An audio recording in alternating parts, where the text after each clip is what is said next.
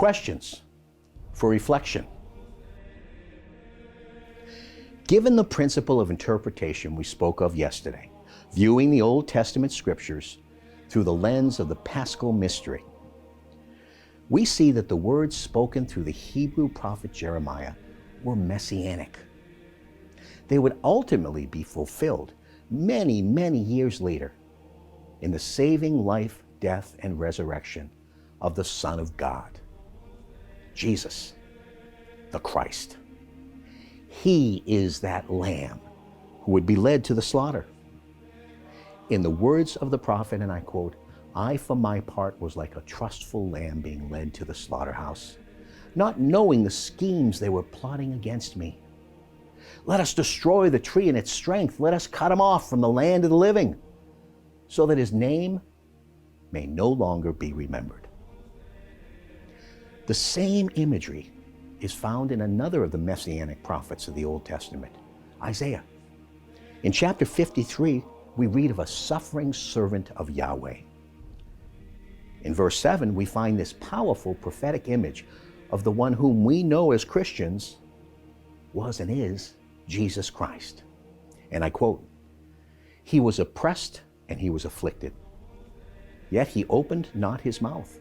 Like a lamb that is led to the slaughter, and like a sheep that before its shearers is dumb, so he opened not his mouth." That's Isaiah 53:7.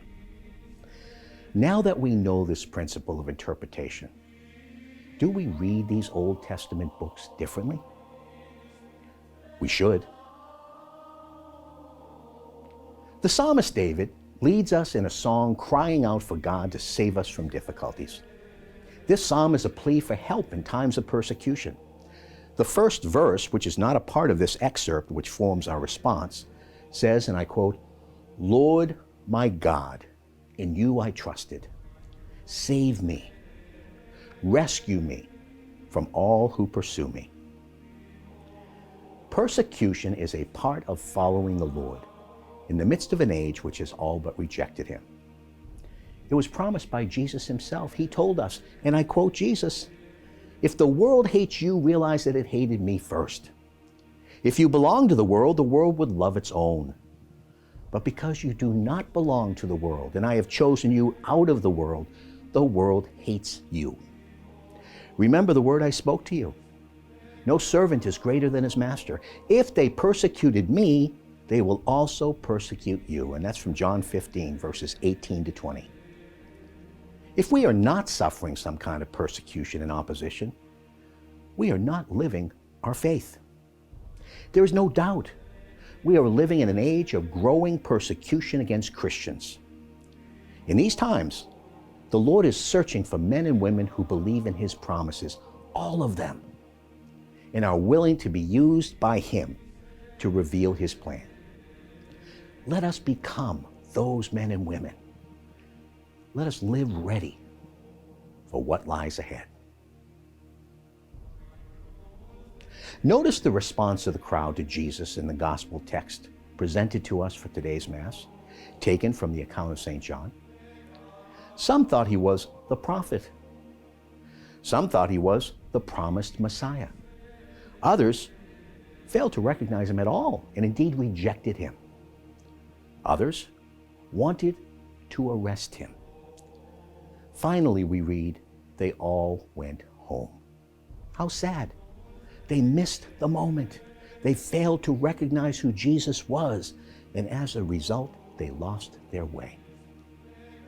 We read of the following encounter between Jesus and the disciples in the Gospel of St. Matthew, and I quote, "Jesus went into the region of Caesarea Philippi, and he asked his disciples, 'Who do people say that the Son of Man is?' They replied, 'Some say John the Baptist, others Elijah, still others Jeremiah or one of the prophets.' He said to them, 'But who do you say that I am?'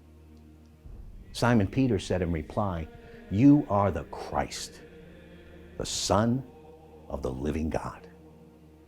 Jesus said to him in reply, 'Blessed are you, Simon, son of Jonah, for flesh and blood has not revealed this to you, but my heavenly Father. And so I say to you, you are Peter, and upon this rock I will build my church, and the gates of the netherworld shall not prevail against it. I will give you the keys to the kingdom of heaven.